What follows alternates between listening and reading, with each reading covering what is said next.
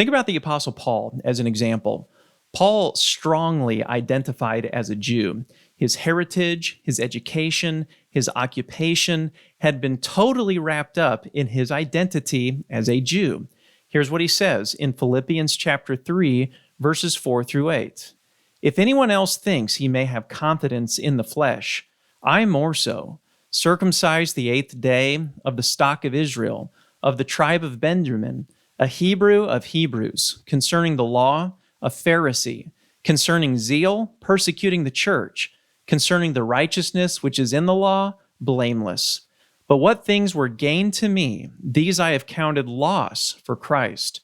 Yet indeed I also count all things loss for the excellence of the knowledge of Christ Jesus my Lord, for whom I have suffered the loss of all things, and count them as rubbish, that I may gain Christ.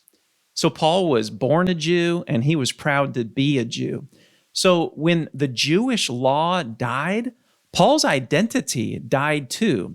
The very thing that he'd been living for his entire life was nailed to the cross with Christ. And being a Jew wasn't wrong. That was his heritage. But this identity as a Jew had to fade away to make room for Christ. That thought, I think, adds a lot of weight to what Paul says in Galatians chapter 2, verse 20. He says, I have been crucified with Christ. It is no longer I who live, but Christ lives in me. And the life which I now live in the flesh, I live by faith in the Son of God, who loved me and gave himself for me.